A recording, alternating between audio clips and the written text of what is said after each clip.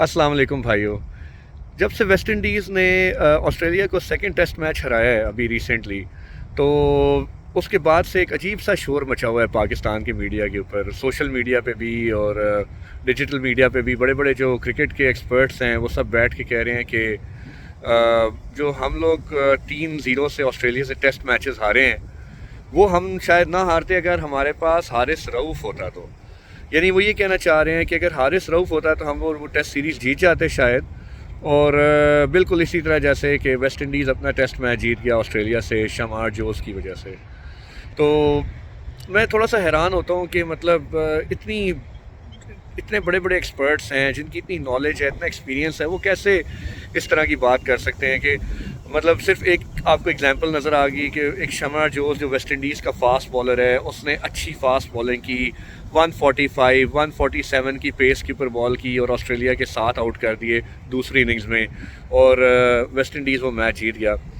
एक तो पहली बात तो ये है कि खाली अकेले शमार जोस की वजह से वेस्ट इंडीज़ नहीं जीता, उनके दूसरे प्लेयर्स ने भी बड़ी अच्छी परफॉर्मेंस दी, उनकी बैटिंग भी बेहतर खेली है। लेकिन चलें, अगर हम लोग इस वक्त नैरो डाउन कर भी लें कि जी वही एक बड़ा मेन डिफरेंस था जिस वजह से वेस्ट इंडीज़ जीता है और हम नहीं जीते, लोग क्यों शमार जोस को हारिस रऊफ़ से कंपेयर कर रहे हैं? वो ये कह रहे हैं कि जी क्योंकि शमार जोस जो हैं वो बड़े तेज़ बॉलर थे, 145 147 पे कर रहे थे, तो अगर हारिस रऊफ़ भी खेलते, वो भी इसी स्पीड के ऊपर बॉल करते, तो इसी तरह उन्हें भी विकेट्स मिल जाती।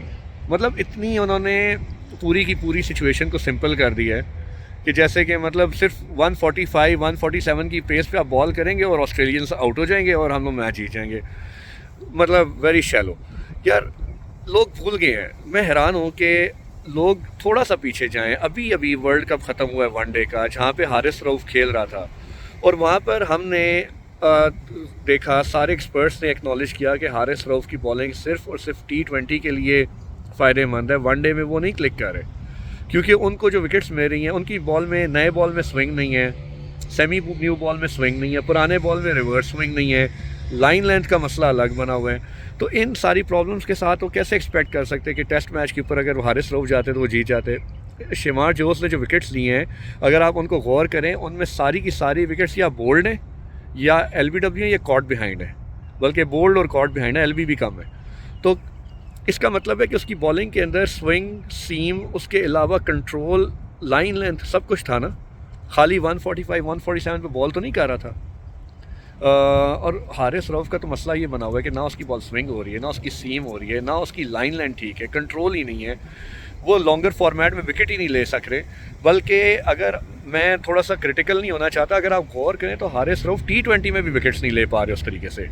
T20 में भी जो विकेट्स हारिस रऊफ़ को मिल रही हैं वो उस वक्त मिल रही हैं जब वो इनिंग्स के आखिर में आते हैं, जहाँ पे लोअर मिडल ऑर्डर या टेल ऑर्डर खेल रहे होते हैं, वो छक्के मारने की कोशिश कर रहे होते हैं, वहाँ पर उन्हें विकेट मिलती है। वो भी किसके ऊपर? ज़्यादातर स्लो बॉल के ऊपर, जहाँ बैट्समैन मारने जाता है, बॉल स्लो होती है, वो पिक नहीं करता और शॉट मारता है और वो आउट हो जाता है। तो मतलब मुझे बड़ा अफसोस हुआ है कि यार हम लोग कितनी बेसिक लेवल की थिंकिंग क्यों है, और इतने बड़े बड़े एक्सपर्ट्स इस तरह की बातें क्यों कर रहे हैं, और मीडिया भी इस तरह की बातें कर रहा है। तो इससे मुझे फ़िक्र होती है कि यार आगे चल के क्या करेंगे अगर इस तरह की सोच रखेंगे। तो बहरहाल शमार जोस ने बड़ा अच्छा खेला है, नथिंग अगेंस्ट हिम, और लेकिन ये है कि प्लीज़ इस चीज़ से बाहर निकले कि हारिस रऊफ़ होता तो हम जीत जाते, नसीम शाह होता तो हम जीत जाते। बल्कि मुझे इस चीज़ के ऊपर थोड़ा सा ये कहना पड़ेगा कि किसी भी प्लेयर ने खुर्रम शहजाद की तारीफ़ क्यों नहीं की।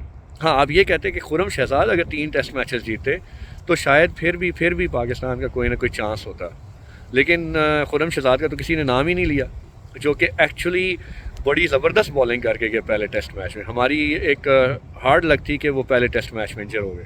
अगर खुर्रम शहजाद 3 मैच खेलते तो फिर भी एक चांस था मेरे ख्याल में, क्योंकि एटलीस्ट उसके पास सीम, स्विंग, कंट्रोल सब कुछ था, पेस भी अच्छी थी। बस यही मेरा एक कंसर्न था, मैंने कहा आप लोगों के साथ ज़रा शेयर करूं। मेरी बात अगर आपको ठीक लगी तो ज़रा लाइक कर दें, सब्सक्राइब कर दें। Thank you very much.